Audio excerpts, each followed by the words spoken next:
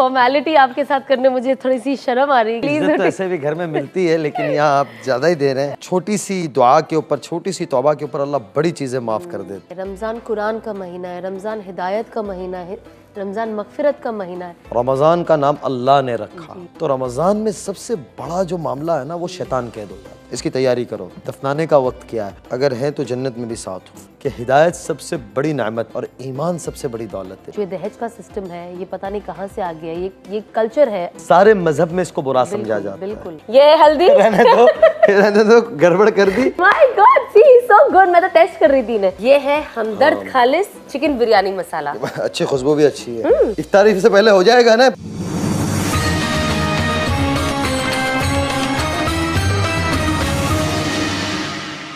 अस्सलामुअलैकुम वरहमतुल्लाहि वबरकातुहू। आप सभी को रमदान मुबारक। आप सबका इस्तकबाल करती हूँ। Ahmed Al Maghribi perfumes presents रौनके रमदान पावर्ड बाय सियाफा डेट्स। आज के एपिसोड में हम रमज़ान की अहमियत पर बात करेंगे और साथ ही साथ समझेंगे कि दीन में मियाँ और बीवी के रिश्ते की क्या अहमियत है, एक दूसरे के हुकूक क्या है और रमज़ान का ये मुबारक महीना किस तरह इस रिश्ते को और मजबूत बना सकता है।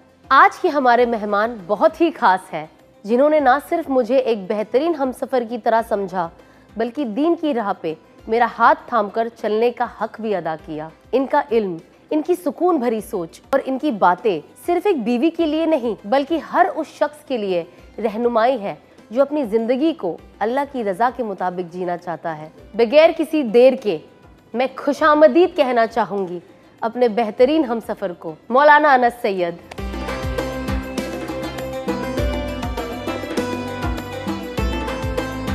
अस्सलाम वालेकुम। तशरीफ रखे। अस्सलाम वालेकुम रहमतुल्लाह। आप सबका बहुत शुक्रिया कि माशाल्लाह आप देख रहे हैं, कल से ये प्रोग्राम शुरू हुआ है। सना आपका बहुत शुक्रिया कि आपने मुझे मौका दिया और आपके यहाँ बुलाया। अल्लाह ताला आपको ज़ाय खैर दे। मैं आपको कहूँगा आज तशरीफ रखें। जी, शोहर की बात सुननी थी तो हम उनकी बात सुनने के बाद तशरीफ रखने जा रहे हैं। तो माशाल्लाह बहुत खूबसूरत बनाया है आपने ऐसे।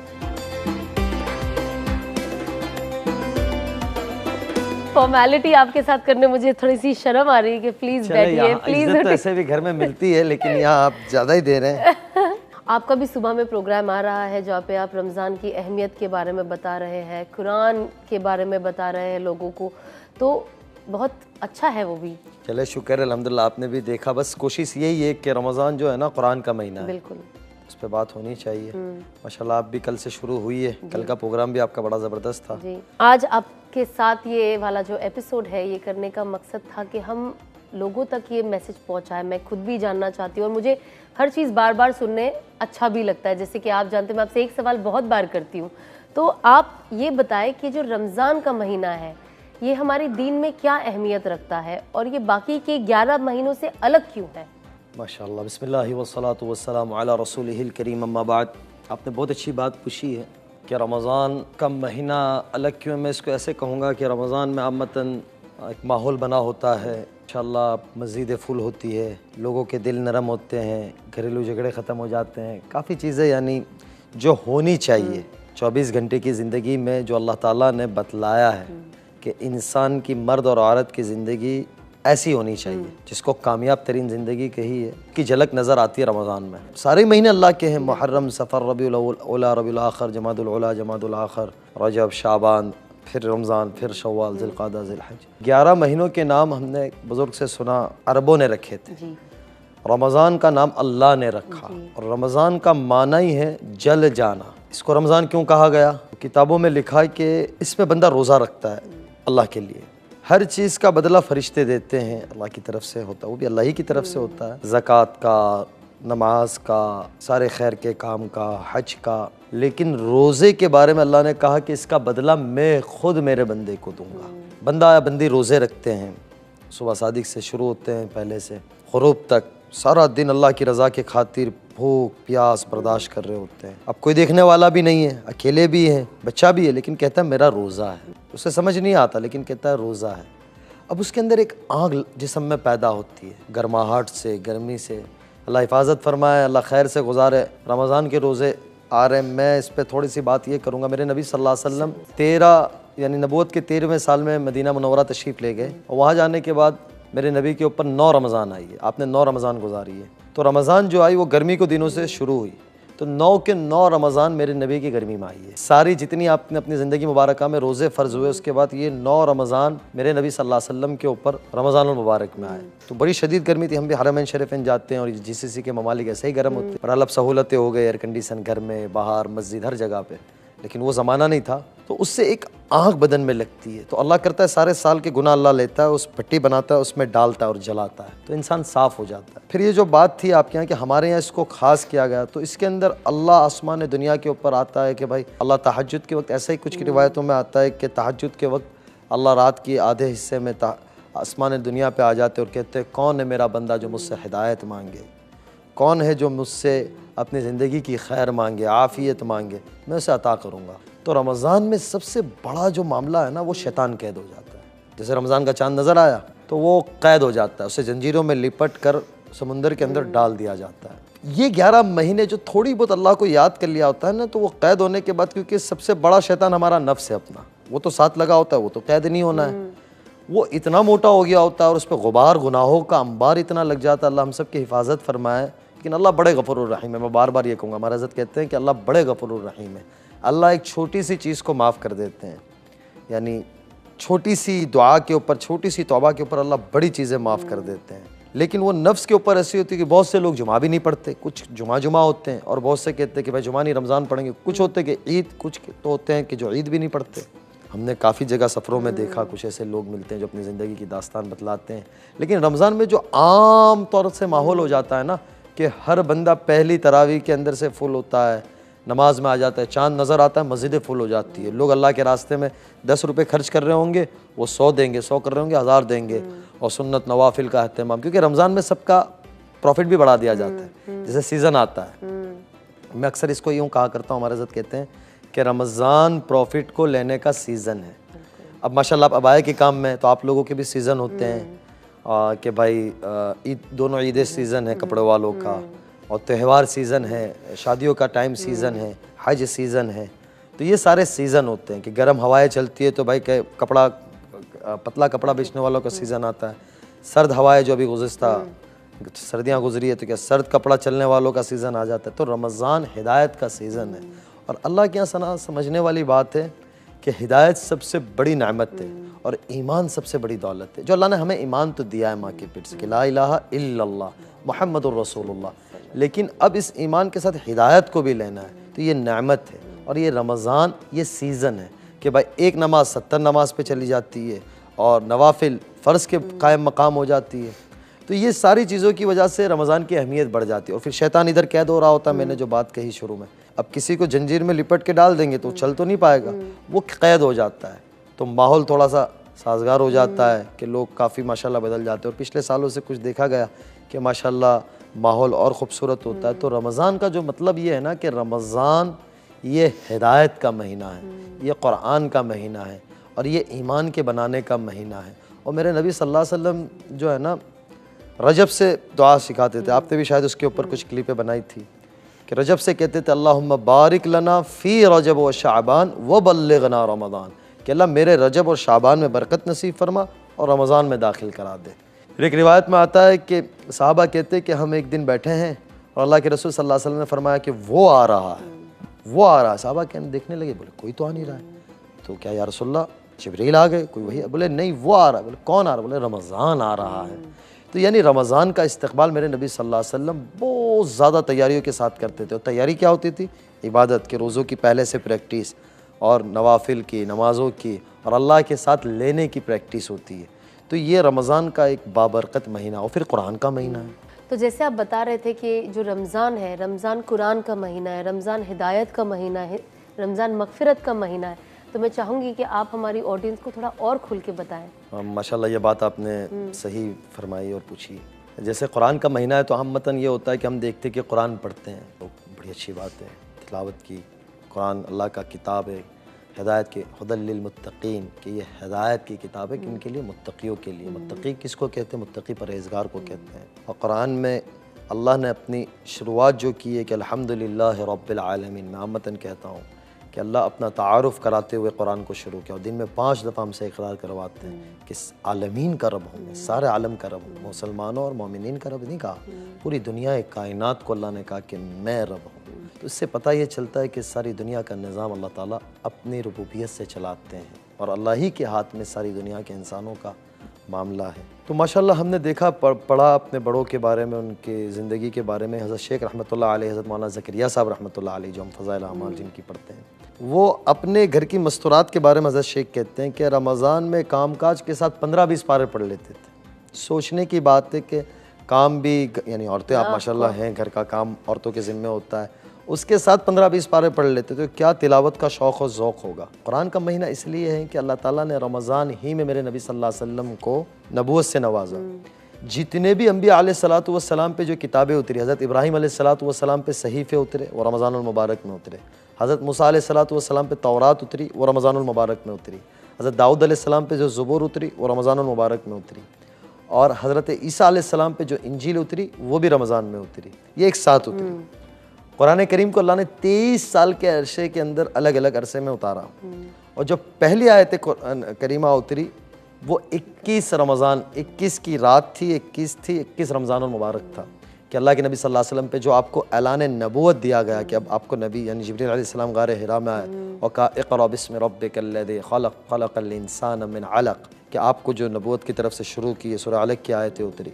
तो रिवायतों में आता है कि इन्ना अंज़लनाहु फ़ी लैलतिल क़द्र, कि ये लैलतुल क़द्र की रात थी और 21 रमज़ान की रात थी। कि आगे उस पर इंशाअल्लाह मौका मिला तो बात करेंगे। तो रमज़ान का ख़ास महीना इसलिए कि मेरे नबी सल्लल्लाहु अलैहि वसल्लम को नबूवत की तरफ से, आप तो नबी पहले से ही नबी थे। एक रिवायत में हज़रत अबू हुरैरा रज़ियल्लाहु तआला अन्हु ने आपसे पूछा, या रसूल अल्लाह मता वजबत लकन नबूवा, आपको नबूवत कब मिली? तो आपने फरमाया कि बैन आदम व रूह वल जसद, के मुझे अल्लाह ताला ने उस वक्त नबी बनाया जब आदम अलैहिस्सलाम की मिट्टी इकट्ठी नहीं की गई थी। मिट्टी समझते हैं कि अभी उनका पुतला भी नहीं बना था, दुनिया निज़ाम यानी कुछ भी नहीं था, ना दुनिया थी, ना इंसान थे, ना कोई शे थी।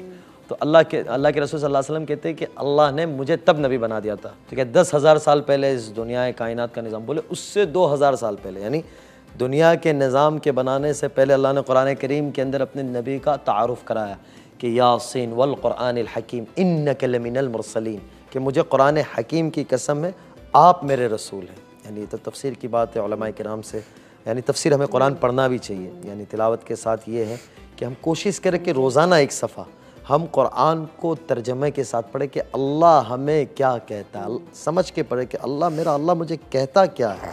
अफसोस ये है कि हम पढ़ते नहीं हैं कुरान। तो मेरे नबी फरमा रहे हैं कि अल्लाह ने 2000 साल दुनिया जहान के बनाने से पहले कि उसमें कहा कि आप मेरे रसूल है, मुझे कुरान करीम की कसम, कुरान हकीम की कसम कि आप मेरे रसूल, अल्लाह कमी बेशी माफ़ फरमाए। तो अल्लाह ताला ने कुरान को इसलिए ख़ास करार दिया रमज़ान के साथ कि रमज़ान में उतरा, और हिदायत का महीना कि जितने नबियों पे आसमानी किताबें उतरी वो रमज़ान में उतरी। मेरे नबी सल्लल्लाहु अलैहि वसल्लम को जो नबूवत से, नबी तो आप पहले से ही थे, लेकिन जो आपको ख़बरदार किया गया, जो आपको कहा कि अब आप अल्लाह के बंदों को, अल्लाह मेरे बंदों को मेरी तरफ लेकर आएँ। उसके बाद जो दूसरी आयत करीमा खतीजा की यहाँ उतरी कि या अय्युहल मुद्दस्सिर क़ुम फ़अन्ज़िर व रब्बक फ़कब्बिर, कि मेरे नबी जी अब उठिए, अब लोगों को मेरी बड़ाई बयान करिए, मेरी तरफ बुलाइए।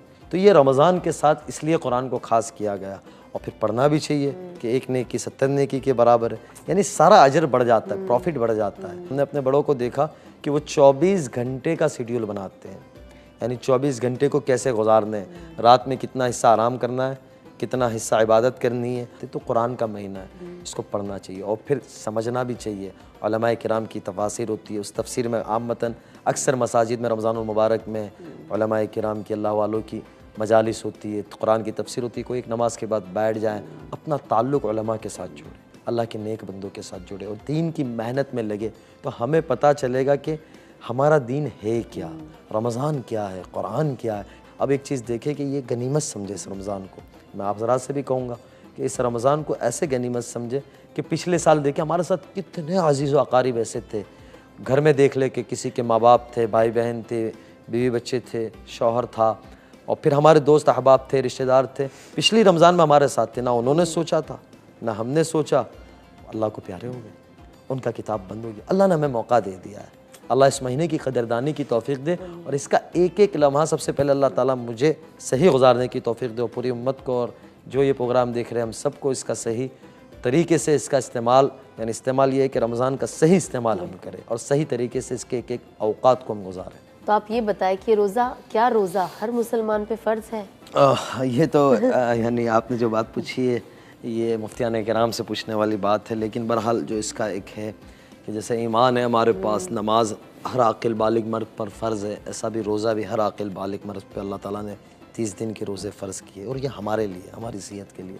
हम देखते हैं बहुत सारे भाई स्पोर्ट्स में होते हैं जो डाइट करते हैं, जिम करते हैं, कुर्बानी देते हैं। तो ये हमें अपने नफ्स को कंट्रोल में लाना है। रोज़े का फ़ायदा सबसे पहले हमारा, और फिर अल्लाह क्या कह रहा है जो मैंने शुरू में कहा कि रोज़े का बदला मैं खुद दूंगा मेरे बंदे को, मेरा बंदा भूखा रहेगा। यानी आज कोई किसी के लिए नहीं रहता है, ये अल्लाह के लिए, अल्लाह की याद में, अल्लाह की मोहब्बत में। तो ये बहुत बड़ी चीज़ है, इसे रखनी चाहिए। छोटी मोटी चीज़ के लिए नहीं, छोटे मोटे बहाने के लिए कि आम मतन क्या होता है शुरू के 6-7-8 दिन रखते हैं फिर बीच में छोड़ देते कि ऐसा ही ये देखा जाएगा, ऐसा नहीं है।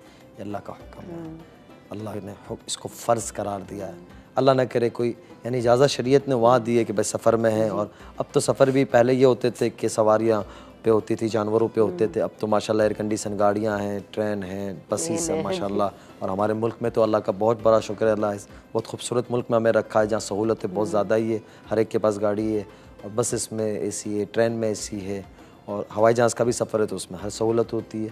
तो छोटे मोटे बहाने के लिए रोज़ा नहीं छोड़ना चाहिए कि कभी भी कोई छोटी नेकी को छोटी समझ के छोड़ नहीं देना चाहिए और किसी गुनाह को आम समझ के कर नहीं लेना चाहिए, इसलिए कि नेकी का वक्त भी निकल जाएगा और पछतावा होगा, और गुनाह कर लेंगे उसका वक्त और मज़ा भी ख़त्म हो जाएगा, गुनाह बाकी रह जाएगा।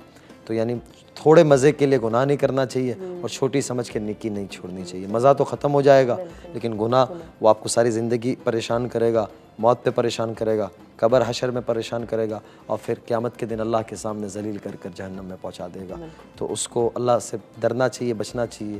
और ये सेहत को फिट होने का भी है, दिल और दिमाग को सही करने का भी है और अल्लाह से जुड़ने का सबसे बड़ा सबब है रोज़ा, तो इसे रखना चाहिए। तो आपने बहुत अच्छी अच्छी बातें करी। ये तो मुझे माशाल्लाह से, मुझे आपसे घर पे भी बहुत बातें सुनने मिलती है, सीखने मिलती है। बट ये एक बहुत अलग प्लेटफॉर्म है जहाँ पे आप यहाँ पे आए हो, क्योंकि मैं चाहूँगी कि आप अपनी जो नॉलेज है, आप जिससे बात करते हो, आप जब बात करते हो ना बस सीधा दिल में उतर जाती है, मुझे बहुत ईजिली समझ में आ जाता है। तो मुझे अच्छा लगता है, आई एम श्योर हमारी ऑडियंस को भी बहुत अच्छा लगा होगा। और भी मेरे पास आपके लिए बहुत सारे सवाल है, जैसे ज़कात पे, सहरी इफ्तार पे, जिनके जो रोज़े जिनके छूट जाते हैं वो उसे कैसे कॉम्पनसेट करें। तो ये सारे सवाल जवाब हैं। तो आई होप कि आप मुझे एक और एपिसोड का आपके साथ एक मौका दोगे जहाँ पे हम इन सारी क्वेश्चंस का भी मुझे जवाब मिल सके। आप बुलाओगे तो इंशाल्लाह ज़रूर आएंगे, लेकिन आपकी माशाल्लाह मैंने देखा आपकी पूरी रमज़ान की शेड्यूल, अल्लाह आपके लिए आसानी पैदा करे। हमारा बेटा भी छोटा है और आप इतनी मेहनत कर रही हो रोज़े के साथ, लेकिन ज़रूर इंशाल्लाह गाहे बे गाहे आते रहेंगे इंशाल्लाह, जो कुछ अल्लाह तौफीक दे। आपके साथ आज मैंने एक बहुत स्पेशल रमज़ान के अलावा एक स्पेशल टॉपिक चूज़ किया है और मुझे लगता है ये जो है ये बहुत ज़्यादा ज़रूरी है। वो है मियाँ बीवी के रिश्ते पे, जो हम आगे जाके बात करेंगे। बट उससे पहले, क्योंकि मुझे पता है कि आपको भी परफ्यूम का कितना शौक है, आप लगाते नहीं, आप नहा लेते हो उससे, तो इसीलिए आपके लिए है अहमद अल मगरिबी परफ्यूम्स के, क्या बात है, इनका ये हैम्पर जो आपको ऑलरेडी, मुझे बोलने की कोई जरूरत नहीं है, आपको ऑलरेडी बहुत पसंद है माशाल्लाह। मैं उड़ जाता हूँ, ये तो सारा निकल चुका है। ये मुझसे थोड़ा सा यहाँ से हिल गया, बट ये आपको बहुत पसंद चलो है। तो यानी मैं अब आपके परफ्यूम में भाई शुक्रिया जी, आपका शुक्रिया अहमद अल मगरिबी कफील साहब का और हमारे हाफिज उमैर साहब और साद भाई और सलमान भाई, सबका बहुत शुक्रिया। बनाया बड़ा अच्छा है माशाल्लाह इन लोगों ने, ये मैं बजाते खुद बहुत पसंद करता हूँ। मुझे पता है ये मेरा था जो यूनिसेक्स से आपने पूरा से खत्म कर दिया, आई नो दैट। माशाल्लाह ये वाकई बहुत अच्छा है, यहाँ तक खुशबू आ रही है। जी जी। Suvel Ahmad Al Maghribi perfumes जो है वो इंडिया में और ग्लोबली ऑफिशियल लॉन्च हो चुका है और इनका जो लिंक है ये मेरे डिस्क्रिप्शन पे है, तो जाइए और मेरा डिस्काउंट कोड यूज़ करें RR20 और पाइए 20% flat of. So shop now. लेकिन बॉक्स वगैरह बहुत अच्छा बनाया है माशाल्लाह, अल्लाह ताला इन्हें बरकत दे। ऐसे ये बड़े दीनदार और नेक लोग हैं और सबसे बड़ी बात है इनके लिए एक सादतमंदी की बात ये है कि मदीना मुनव्वरा के अंदर इनके माशाल्लाह कोविड के बाद काफ़ी आउटलेट हर जगह हो गए। इनका औद भी बड़ा ज़बरदस्त है। जी जी, आई नो आप उनका यूज़ करते हो, आई नो दैट, यस। उनका ही औद इस्तेमाल करता हूँ। बोतल एक तो बड़ी छोटी सी बोतल में देते हैं। हाँ, मैंने देखा। एक बोतल है, एक टूट गई, एक हमारे भाई शहबाज लेके चले गए, एक मेरे से। तो माशाल्लाह इनके पास वैसे भी खुशबू देना इज सुन्नत। अल्लाह अगर जन्नत में किसी कारोबार की इजाज़त होती ना तो वो खुशबू की होती। तो दो चीज़ें सुन्नत भी है, कपड़ों का काम जो माशाल्लाह आप कर रही है, और खुशबू का काम हमारे कफिल साहब करे ब्रांड तो अपना घर का ही ब्रांड है, लेकिन शुक्रिया जी माशाल्लाह। दूसरी चीज़ ये है कि इन्होंने शरीयत का बड़ा ख्याल किया उनके पूरे काम के सिस्टम में और प्रोडक्ट के अंदर भी, कि मुफ्तियान किराम की और उलमाए किराम की और इसके जो तजुर्बेकार है, अल्कोहल वगैरह का जो मसला होता है उसको इन लोगों ने उससे बिल्कुल बड़ी रखा है। बड़ा अच्छा सेटअप है जी। वेल, तो ये बातें होते रहेंगी, तो आप लीजिए एक छोटा सा ब्रेक, और ब्रेक के बाद मिलते हैं, क्योंकि बहुत इंपॉर्टेंट टॉपिक मुझे इनके साथ डिस्कस करना है, जो मैं चाहती हूँ कि ये उस चीज़ पे बात करें आप सबके सामने। तो प्लीज़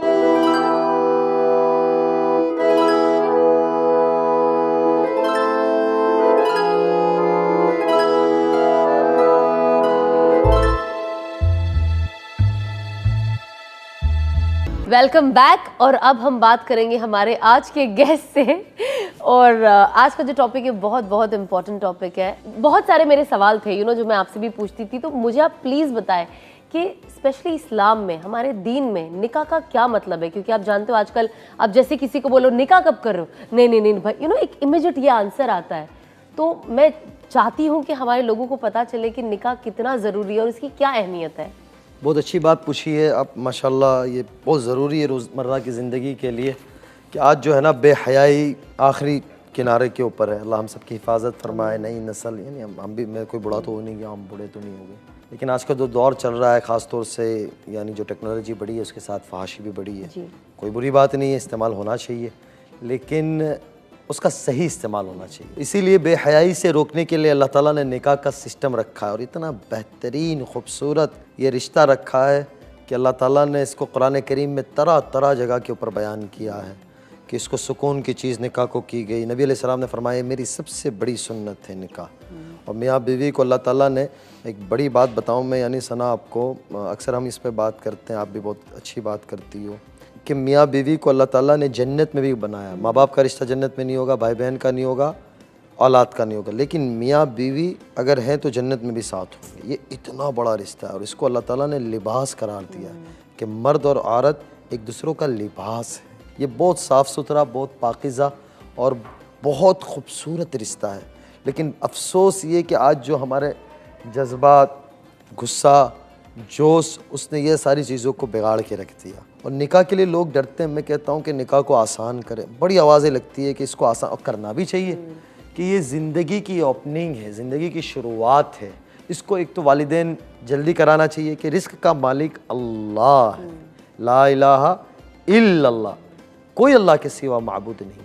तो जब अल्लाह के सिवा कोई माबूद नहीं है, पहला कलमा, यानी बच्चा दुनिया में आता है, माशाल्लाह हमारे यहाँ 2 बच्चे आपने देखा होगा कि इसको हमने इकामत अज़ान दी, हम सबके साथ हुआ कि मेरे नबी सल्लल्लाहु अलैहि वसल्लम की तालीम है, दुनिया में आने वाला बच्चा चाहे जिस घर में हो, दीनदार के, दुनियादार के, मुसलमान के घर में बच्चा पैदा होता है 10 मिनट का, 15 मिनट का, 20 मिनट का, कि भाई किसी मस्जिद से मौलाना साहब को बुलाओ, इमाम साहब को बुलाओ, अल्लाह वाले को बुलाओ, ख़ानदान के किसी बड़े को बुला के उसके कान में अज़ान इकामत को, वो 10 मिनट का, 15 मिनट, 20, आधा से ज़्यादा आधा घंटे का बच्चा, उसे पता ही नहीं है माँ कौन है, बाप कौन है, किसी रिश्ते को नहीं जानता। लेकिन अल्लाह क्या कहलवा रहे, अल्लाहु अकबर, अल्लाहु अकबर, कि अल्लाह सबसे बड़ा है, अल्लाह सबसे बड़ा है, कि इसके कान में पहली अज़ान ये जाने चाहिए, अल्लाह ही इस दुनिया जहान का रब है, और तुझे पैदा करने वाला, तुझे पालने वाला, तुझे जिलाने वाला, तुझे खिलाने वाला, तुझे खुशी गमी देने वाला, तुझे हर चीज़ देने वाला, और फिर आखिर मौत देने वाला भी अल्लाह है। और निकाह बहुत खूबसूरत रिश्ता है। और आज देखा गया कि छोटी छोटी बातों में शादी यहाँ होती है, पता चलता तलाक होती है। अल्लाह हिफाजत फरमाए।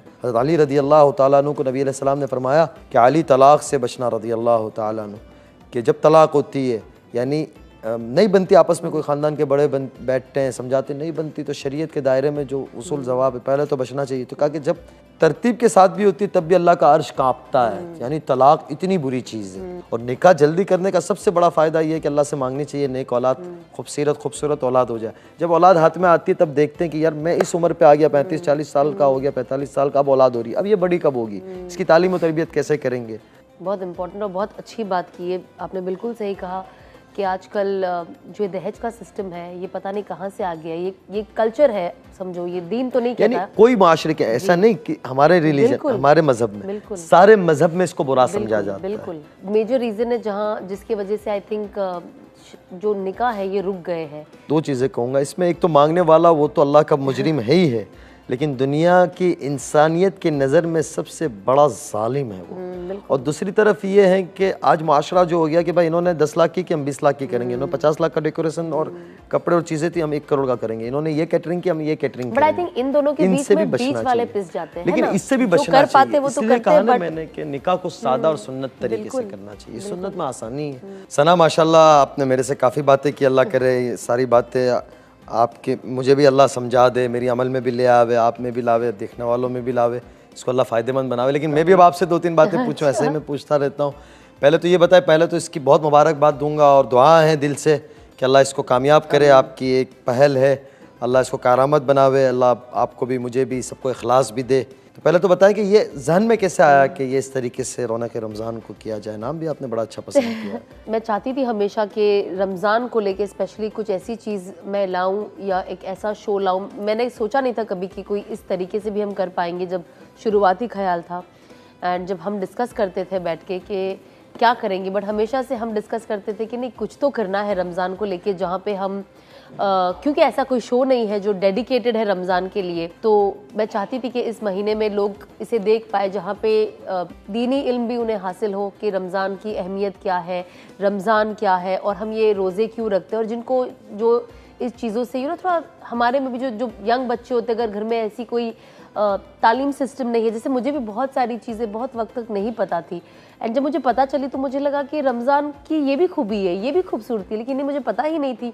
सो आई थिंक मैं चाहती थी कि इस शो के ज़रिए लोग उस चीज़ को देखें, उस चीज़ को समझे। मैं यानी इनको भी बताऊं कि इनको उसका अंदाज़ा आवे कि आप क्या आगे करने वाले हो। तो मेहमान इंडस्ट्री से होंगे? जी बिल्कुल इंडस्ट्री से होंगे। जो मेरे दोस्त थे मैंने उनको कॉल किया। मैं चाहती हूँ कि लोग उन्हें भी, बिकॉज जनरली एक होता है ना एक हमारे अंदर कि हमारे अंदर लोगों का परसेप्शन होता है, एक लोगों को हम जज करते हैं कि ये ऐसे वैसे, और साथ ही साथ आई थिंक मैं चाहती हूँ क्योंकि मैं उनको इतने अच्छे से जानती हूँ तो मैं चाहती हूँ कि वो लोग असल में भी कैसे हैं, लोग उस चीज़ को देख पाए और हम सब एक दूसरे के लिए दुआएं करें और एक दूसरे की असल पर्सनालिटी को जाने। तो बहरहाल बहुत मुबारक हो। बहुत शुक्रिया। अब मैं बस आखिरी सवाल आपसे ये करूँगा कि जब से आप माशाल्लाह सारे ये जैसा आपने बात करी ना कि हमारी एक सोच बहुत छोटी हो गई है, किसी के बारे में भी राय कायम कर देना। अल्लाह ताला कहते हैं, मेरे नबी ने फरमाया, अल्लाह कहते हैं कि अगर किसी के अंदर 99 बुराई है तो एक खूबी देख लो, उस खूबी को ले लो, उस खूबी को बयान करो। एक तो ये बात है। दूसरी ये है कि अल्लाह सत्तारी को पसंद करते हैं, धापने को पसंद करते हैं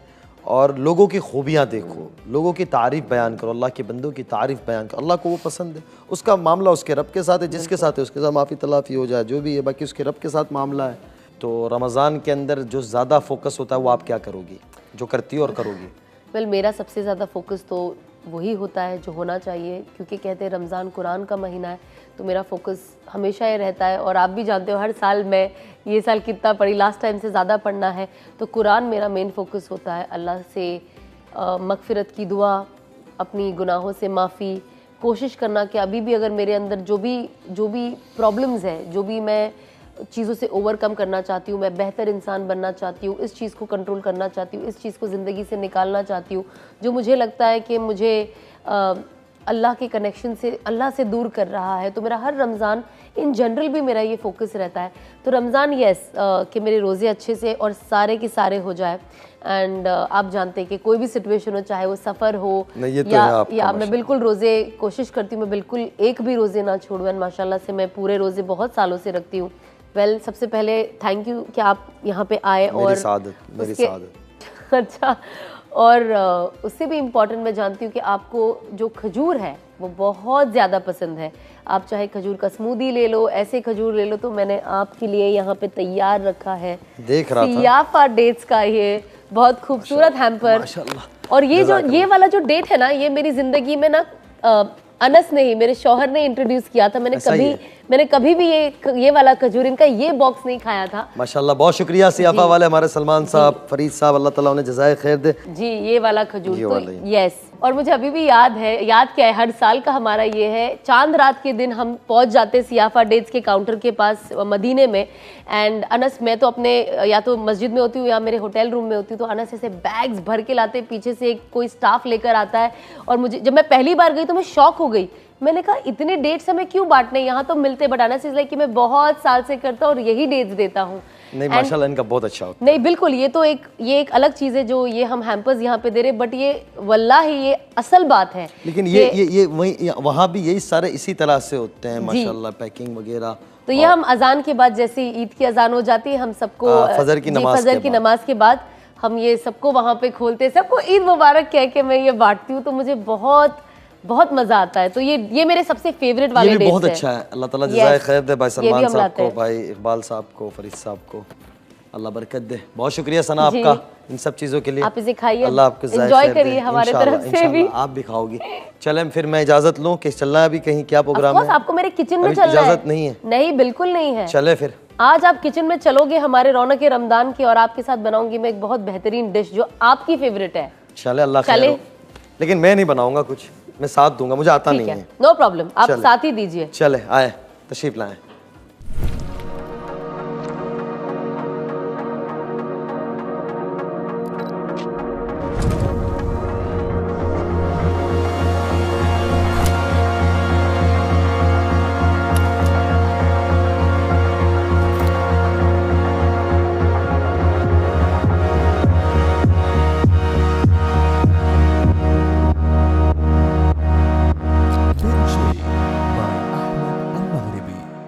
वेलकम टू माई किचन। ये है मेरे रौनक रमदान का रौनक से भरा किचन, जहाँ पे मैं बनाती हूँ अच्छी अच्छी डिशेस। वेल आई नो कि आज मेरा दूसरा ही दिन है, और लेकिन मैं चाहती हूँ कि आज दूसरे दिन कुछ धमाकेदार बनाऊँ। और हमारे घर में बिरयानी के अलावा और कोई बड़ा धमाका हो ही नहीं सकता। जहाँ पता चलता है कि किचन में बिरयानी बन रही है, घर में बाहर एक अलग ही सेलिब्रेशन शुरू हो जाता है।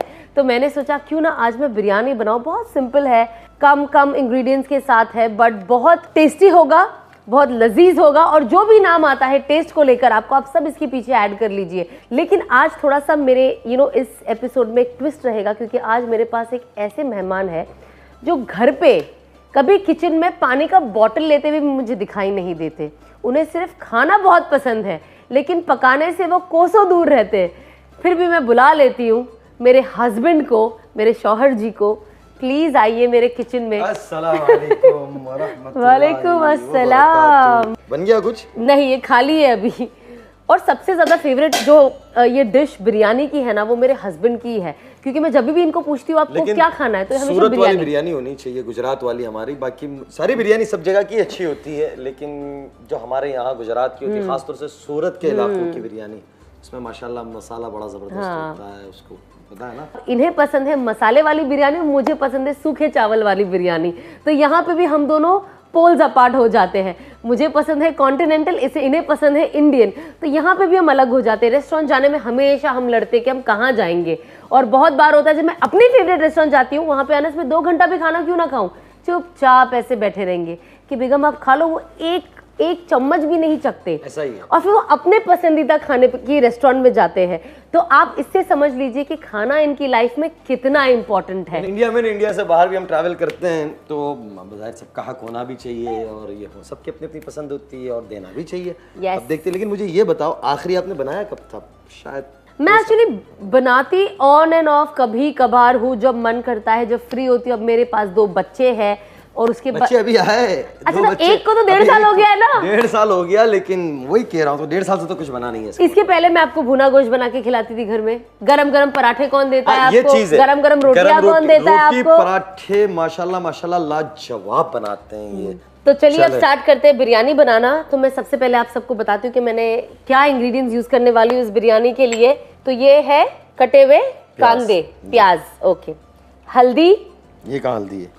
सॉरी, ये हल्दी है, आप समझ गए ना। See my god, see so good. मैं तो टेस्ट कर रही थी इन्हें। ये है हल्दी। रहने दो, गड़बड़ कर दी। ये है हल्दी, ये है दही, साफरान, कटा हुआ कोथमीर, कटे धनिया, हाँ सेम है वो। ये है कटे हुए टमाटर, ये है टमाटो प्यूरी, ये है गार्लिक जिंजर पेस्ट, खड़ा मसाला, ये हमारे चिकन, और ये है चावल, और ये है हमारा हमदर्द खालिस चिकन बिरयानी मसाला। दिखाओ। ऐसे हमदर्द तो हम माशाल्लाह बचपन ही से सुनते हुए आ रहे सारी चीजें। आपने बताया तो मैं पीछे भी देखा जब मैं आया आपके यहाँ हाजिर हुआ कि रूअफ़ज़ा जो शान बान आन है रमजान से, आप जानते मेरा फेवरेट है। हाँ जी तो है, लेकिन हम सबका भी है बचपन से, हम हमदर्द का, और उसके फिर ज़ाफ़रान है, ऑयल भी रखा हुआ है आपने, और फिर आपने टिक्का मसाला भी है, चाट मसाला भी है, बहुत बहुत सारी चीजें इनकी। आप बोलते अरे सेवैया भी है। यस, ये सब बनाओगे आप? नहीं, आगे जाके बनाएंगे। यस, बट सबसे पहले मैं आपको बता दूं कि आज हम जो भी मसाले यूज करने वाले हैं, चाहे वो खड़ा मसाला हो, हल्दी हो, जाफरान हो, गार्लिक पेस्ट हो, चिकन बिरयानी मसाला हो, सब हमदर्द का ही है। भाई क्या बात है हमदर्द वाले, आप लोगों का बहुत शुक्रिया। हाँ, अब माशाल्लाह आप लोगों का ऐसा ही अल्लाह करे, आपकी बरकत से हमारी बेगम के हाथ में भी अल्लाह ताला तासीर डाल दे, और मेरी वालदा देख रही होगी, बड़ी खुश होगी कि अब हमारी बहू खाना बनाएगी। हाँ, और वो भी सीधा बिरयानी। वाह वाह वाह। तो चलो शुरू करते हैं। गैस ऑन करेंगे आप, पर ध्यान से करना, स्लो पे, पहले स्लो पे रखो, आप स्लो पे करिए। अरे हो गया। Yes, good. तो हम यूज करें हमदर्द का कच्ची घनी मस्टर्ड ऑयल। पहले मैं नहीं मैं डालती हूँ, बिकॉज ये आप कुछ बनाते नहीं हो, ये बहुत रिस्की हो जाएगा आपके लिए। बिस्मिल्लाह। है ना, ये इतना हो गया? यस, मुझे पता नहीं है, आपको पता है? अब हम डालेंगे पहले हमदर्द के खड़े मसाले। बिस्मिल्लाह। थोड़ा सा गरम करके डालेंगे इसमें कांदा। इफ्तारी से पहले हो जाएगा ना? पता चला कि अजान हो गई और ये अभी यहीं पहुंचे हुए हैं। नहीं, बहुत क्विक, ऑलरेडी हमारा तेल गरम हो चुका है, तो डरिए मत। मुझे बहुत डर लगता है, हाथ में एक दफा तेल गिरा हुआ है। आई नो, मेरे भी। आराम से, इसलिए आराम से। कटे हुए टमाटर, माशाल्लाह जबरदस्त। अब थोड़ा सा इसे वो पकने देंगे ताकि थोड़ा नरम हो जाए। हाँ, इसको थोड़ा सा पिघला लेना है बस, मतलब थोड़ा सॉफ्ट कर देना है। तो अभी आप ये दीजिए, टमाटो प्यूरे दीजिए, इसे डालिए आराम से आराम से आराम से। अनस का काम जो है ना, वो कहते हैं ना, 3 तिगड़ा काम बिगड़ा।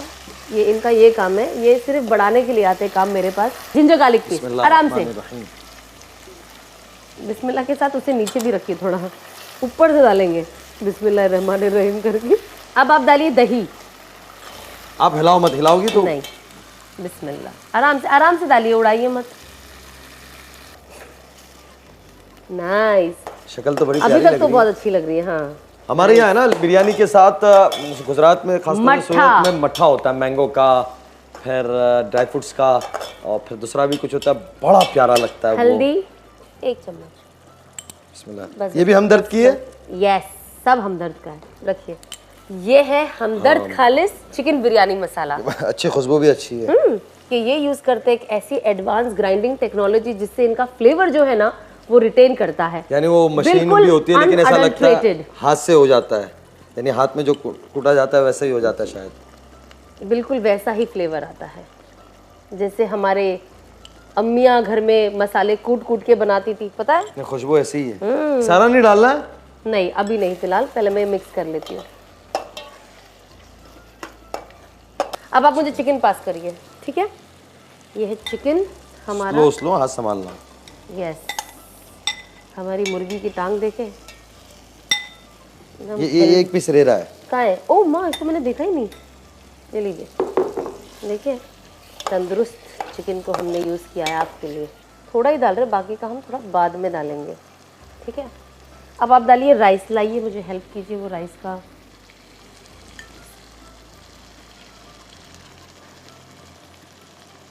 लाओ, थोड़ा तो मुझे करने दो, आधा पता तो चले। ये आप करिए और उसको सेट कर दीजिए। वो तो आता है मुझे, बस कपड़े पे नोड़ा। बिस्मिल्लाहिर्रहमानिर्रहीम। क्या बात है जी, क्या बात है। बिल्कुल। अब उस कोने में डालिए, हाँ, उस डेंट को बंद डालिए। ज़ाफ़रान जो पानी में हमने भिगो के रखा है, ऐसे ऊपर अच्छे से ऐसे डाल दीजिए, है ना? नाइस। वो ज़ाफ़रान अंदर रह गया, थोड़ा सा निकालो उसको। ज़ाफ़रान भी हमने हमदर्द का यूज़ किया है। क्या बात है। बिल्कुल। अब उस कोने में डालिए, हाँ, उस डेंट को बंद। तो अब मैं लेती हूँ थोड़ा सा नमक इसके लिए, ओके? It's very important. बस चले, अभी कितनी देर लगेगी? थोड़ी देर। हम जब मदरसे में पढ़ा करते थे तो गर्मियों के सीजन के अंदर है ना, हम तरबूज का जूस पिलाते थे। हाँ। तो उसके अंदर सिर्फ ये होता था कि रूह अफ़ज़ा जो आपके पास है ना वही इस्तेमाल करें। और मैं बहुत छोटा हुआ करता था, तो मेहमान आवे तो वो ठंडा रूह अफ़ज़ा पीते थे। तो जब तक मैं ये सब क्लीन करती हूँ, आप जाके दूध लेके आइए फ्रिज में से, क्योंकि हम बनाने वाले हैं दूध वाला रूह अफ़ज़ा, जो हम सबका फेवरेट है। हम लोग है ना बड़े तपेले में बनाते थे, लेकिन क्या ही कहना रूह अफ़ज़ा का। उफ।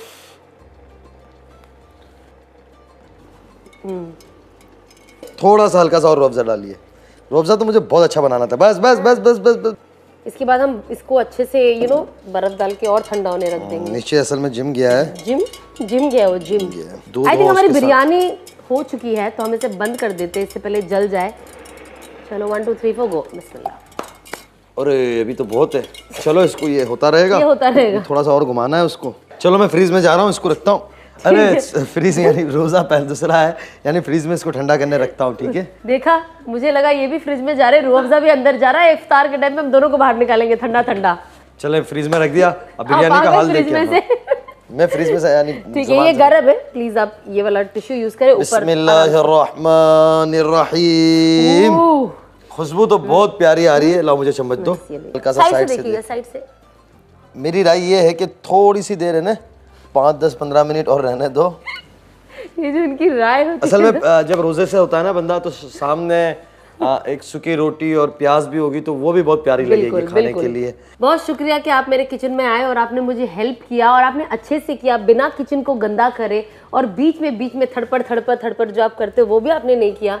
मैं बहुत शॉक्ड हूँ और सरप्राइज्ड हूँ। सुन लिया, तारीफ के साथ तनकीद भी हो गई। मैं इंशाल्लाह आते रहेंगे। बहरहाल आज के लिए बहुत शुक्रिया आपका, फिर एक दफ़ा आप सब देखने वालों का भी बहुत शुक्रिया। उम्मीद है आगे आपको कुछ चीज़ें अच्छी लगेगी, अभी आगे का बाकी का ये करेंगे। उम्मीद है इंशाल्लाह ये प्रोग्राम आप बहुत पसंद करेंगे आने वाले दिनों के अंदर, और अल्लाह ताला इस प्रोग्राम को हमारे लिए भी खैर का ज़रिया बना हुआ है, आप सबके चेहरों पे हंसी लाने का, और कुछ ज़िंदगी में कुछ बातों को उतारने का, लोगों के तासुरात को देखकर उनकी खूबियाँ लेने का कोशिश करेंगे। और सना, अल्लाह आपको ज़ाय खैर दे कि आपने इस प्रोग्राम का एक डेवलप किया और इसको आप कर रही हो।